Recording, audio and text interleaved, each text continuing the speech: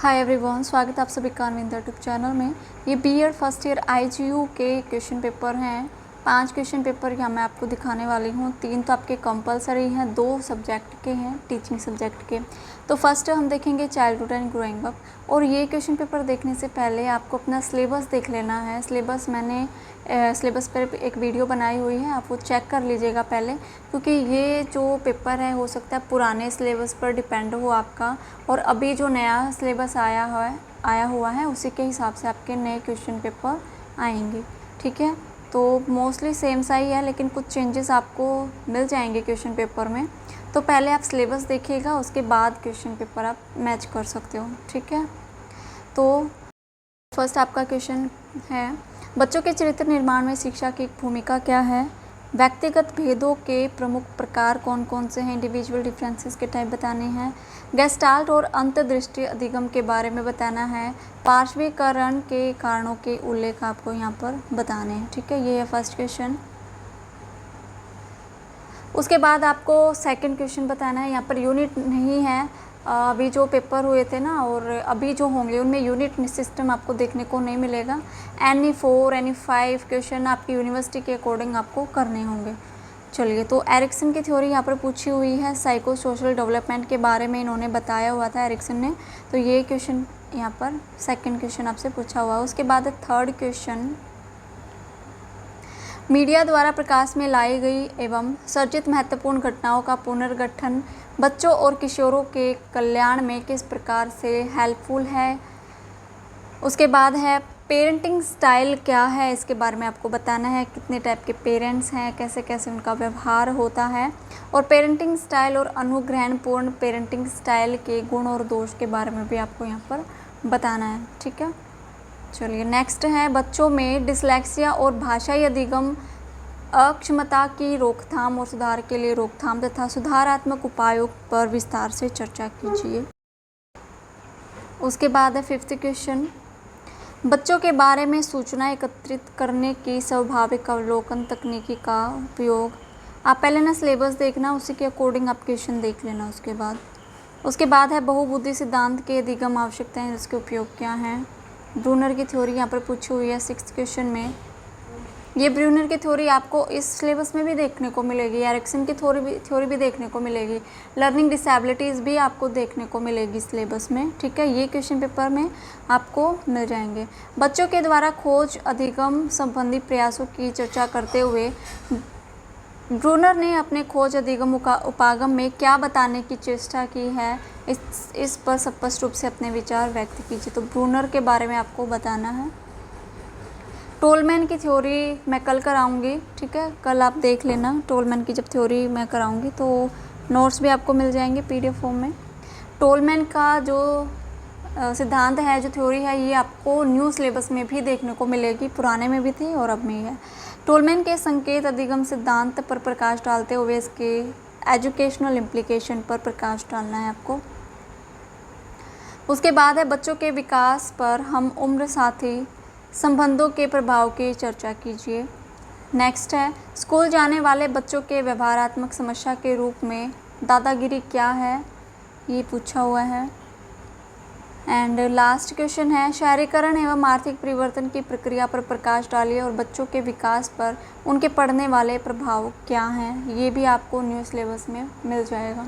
तो ये था फर्स्ट पेपर आपका चाइल्डहुड एंड ग्रोइंग अप का। नेक्स्ट पेपर देखेंगे कंटेम्प्रेरी एंड एजुकेशन। ये आपका नेक्स्ट पेपर है contemporary India and education.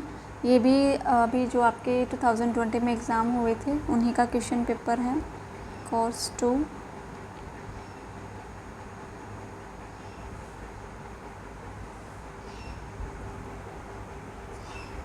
Directive principle पूछे हुए हैं आपसे स्टेट पॉलिसी के, और उसके बाद नेशनल पॉलिसी ऑफ एजुकेशन 1986 पूछी हुई है। एडवांटेज आपसे पूछी हुई है मॉडर्नाइजेशंस की। Contribution of education for the establishment of democratic social orders. तो आप यहाँ पर देख सकते हो, राज्यों के नीति निर्देशक सिद्धांत, राष्ट्रीय शिक्षा नीति 1986 के गुण, आधुनिकीकरण के लाभ और प्रजातांत्रिक सामाजिक ये आपसे पूछे हुए हैं। उसके बाद है राइट टू एजुकेशन 2009, यहाँ से पूछा हुआ है और इसके एजुकेशनल इम्प्लीकेशन पूछे हुए हैं। ये भी आपको न्यू सिलेबस में मिलेगा। और सामाजिक रूप से वंचित वर्गों के सशक्तिकरण में शिक्षा की भूमिका क्या है, ये भी आपको न्यू सिलेबस में मिलेगा। एनसीएफ भी आपको न्यू सिलेबस में मिलने वाला है। राष्ट्रीय पाठ्यक्रम फ्रेमवर्क 2005 का महत्व क्या है। राष्ट्रीय पाठ्यक्रम फ्रेमवर्क को लागू करने में आने वाली मुख्य कठिनाइयाँ कौन कौन सी थी। उसके बाद नेक्स्ट है मूल्यांकन तथा अध्यापक शिक्षा के संबंध में भारतीय शिक्षा आयोगों की सिफारिशें कौन कौन सी थी, इनका उल्लेख आपको करना है। उसके बाद है शिक्षा का सार्वभौमिकरण से आप क्या समझते हैं, इसकी समस्या पर विस्तार से चर्चा कीजिए। 3 लैंग्वेज फॉर्मूला पूछा हुआ है। त्रिभाषा सूत्र से आपका क्या अभिप्राय है, इसके संबंध में भारतीय शिक्षा आयोग का क्या विचार है, इसके प्रभावशाली क्रियान्वयन के लिए आप किन परिवर्तनों का सुझाव देंगे। उसके बाद है संस्कृति क्या है, शिक्षा और संस्कृति के संबंध में वर्णन कीजिए। लास्ट क्वेश्चन है नए आर्थिक सुधारों से आप क्या समझते हैं, शिक्षा पर इनके प्रभावों का क्या प्रभाव पड़ता है, इसका वर्णन आपको करना है। तो ये क्वेश्चन पेपर था आपका कंटेम्प्रेरी इंडियन एजुकेशन का। नेक्स्ट देखेंगे लर्निंग एंड टीचिंग। ये है आपका 3rd paper learning and teaching.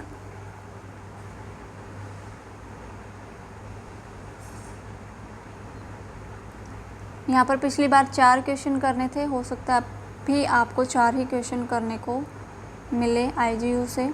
Characteristics of teaching, importance of team teaching, importance of e learning, continuous and comprehensive, nature of evaluations, शिक्षण की विशेषताएं, टीम टीचिंग क्या है इसका महत्व बताना है, ई लर्निंग का महत्व, और CCE आपसे पूछा हुआ है। ये भी आपको न्यू सिलेबस में मिलेगा। उसके बाद है explain in detail the pre active, interactive and post active phases of teaching, ये भी आपको नए सिलेबस में देखने को मिलेगा। स्तर आपसे पूछे हुए हैं 3 स्तर टीचिंग के, फेसेस पूछे हुए हैं आपसे।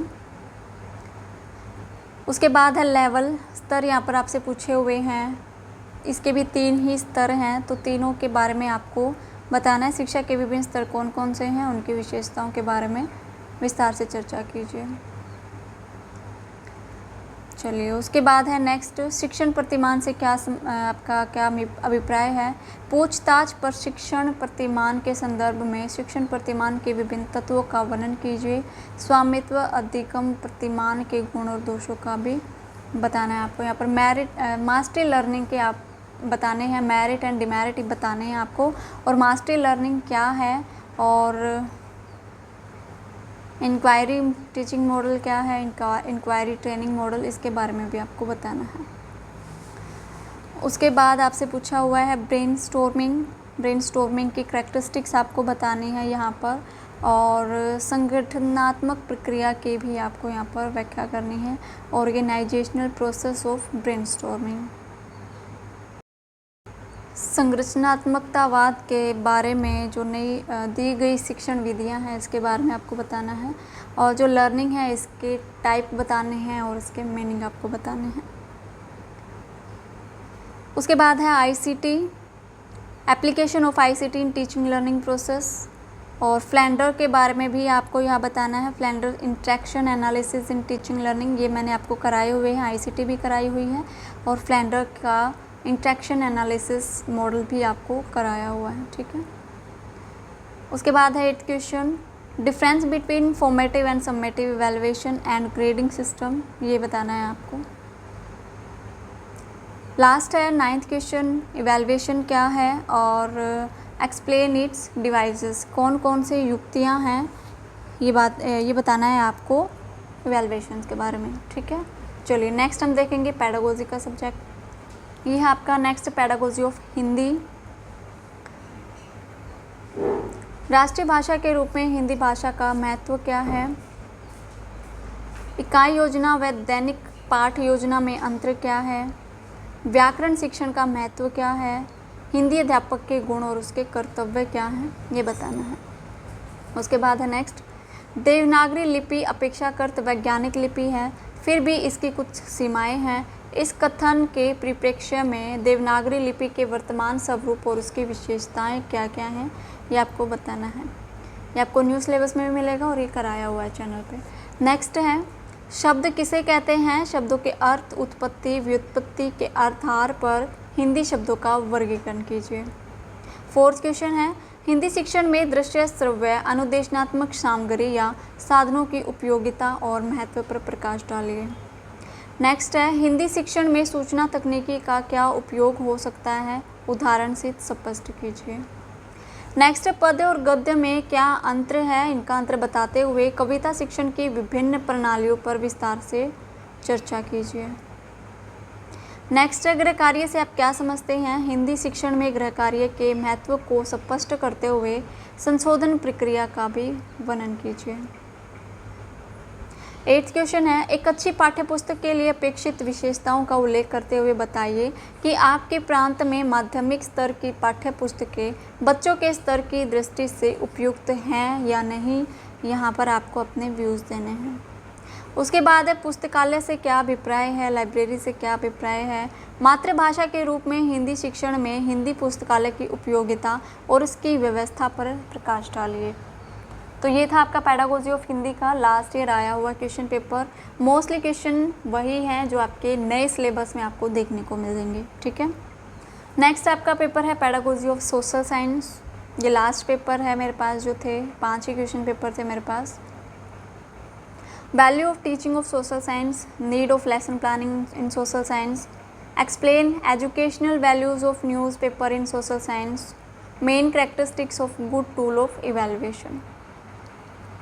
सामाजिक विज्ञान शिक्षण में शिक्षण के मूल्य क्या हैं? सामाजिक विज्ञान में पाठ्य योजना की आवश्यकता क्या है? सामाजिक विज्ञान में समाचार पत्र के शैक्षिक महत्व की व्याख्या कीजिए और मूल्यांकन के एक अच्छे साधन की विशेषता बतानी है। उसके बाद है नेक्स्ट, एम्स एंड ऑब्जेक्टिव आपको बताने हैं सोशल साइंस के, और क्या डिफरेंट है स्टेज ऑफ स्कूल्स, ये आपको बताने, ठीक है। विद्यालय के विभिन्न चरणों पर सामाजिक विज्ञान पढ़ाने के लक्ष्य और उद्देश्य, इनका वर्णन कीजिए। उसके बाद है नेक्स्ट, सामाजिक विज्ञान का विषय इस अर्थ में समावेशी है कि यह मानव जीवन के सभी पहलुओं से संबंधित है और इसमें सभी पहलुओं का शिक्षण प्रदान किया जाता है। इस कथन को ध्यान में रखते हुए सामाजिक विज्ञान की प्रकृति और क्षेत्र पर चर्चा कीजिए। देखिए यहाँ पर पूछ क्या रखा है, सिर्फ नेचर और स्कोप यहाँ पर पूछ रखा है, लेकिन इतना बड़ा क्वेश्चन देखकर आपको कंफ्यूज नहीं होना है। यहाँ पर आपको नेचर एंड स्कोप लिखना है सोशल साइंस का, ठीक है। उसके बाद है भारतीय संविधान विषय पर शिक्षा शास्त्रीय विश्लेषण कीजिए। एनालिसिस करना है, पैडागोजिकल एनालिसिस टॉपिक यहाँ पर दिया हुआ है, भारतीय संविधान। उसके बाद है पाठ्य वस्तु के शिक्षा शास्त्रीय विश्लेषण से आपका क्या अभिप्राय, क्या समझते हो? सामाजिक विज्ञान के अध्यापक के लिए यह कैसे उपयोगी हो सकता है? विस्तार से चर्चा कीजिए। 6th क्वेश्चन है, सामाजिक विज्ञान के पाठ्यक्रम के लिए विषय वस्तु का चयन करते समय हमें किन सिद्धांतों को ध्यान में रखना होगा? प्रिंसिपल बताने हैं आपको। पुनर्बलन कौशल की व्याख्या कीजिए। इसके घटक और प्रयोग करते हुए एक सूक्ष्म पाठ योजना तैयार करनी है। स्किल्स ऑफ रीइंफोर्समेंट आपको बताना है और यहाँ पर आप कैसे रीइंफोर्समेंट का एक लेसन प्लान तैयार करोगे, एक स्किल तैयार करोगे, फॉर एग्जांपल आपको बना कर आनी है। उसके बाद है चर्चा विधि के अर्थ, प्रकृति, आवश्यक घटक, प्रक्रिया, गुण और उसकी परिसीमाएं क्या क्या हैं, ये आपको बताना है। लास्ट क्वेश्चन है, मूल्यांकन की अवधारणा को परिभाषित कीजिए। सामाजिक विज्ञान में मूल्यांकन के विभिन्न सिद्धांतों की विवेचना कीजिए। अब यहाँ पर आपको सबसे पहले तो अपना न्यू सिलेबस देखना है। न्यू सिलेबस की वीडियो मैंने बनाई हुई है, आप चैनल पर जाकर, नहीं तो आप सर्च करोगे IGU का सिलेबस, बीएड का सिलेबस, तो आपको मिल जाएगा। उसके बाद ही आपको क्वेश्चन पेपर देखने हैं और काफ़ी क्वेश्चन वही हैं जो नए सिलेबस में आपको देखने को मिलेंगे, ठीक है। तो आज के लिए था बस इतना ही। ये है IGU के बीएड फर्स्ट ईयर के क्वेश्चन पेपर। आई होप सभी को हेल्पफुल लगे होंगे। आप इनका स्क्रीनशॉट ले सकते हो, नहीं तो मैं आपको PDF फाइल ज़रूर प्रोवाइड करा दूंगी। लिंक आपको वीडियो के डिस्क्रिप्शन में मिल जाएगा। अगर आप फर्स्ट टाइम विजिट करो चैनल पर तो चैनल सब्सक्राइब कर ले। वीडियो अच्छी लगे तो लाइक ज़रूर करना, कमेंट ज़रूर करना और अपने फ्रेंड्स के साथ ज़्यादा से ज़्यादा इस वीडियो को शेयर करना।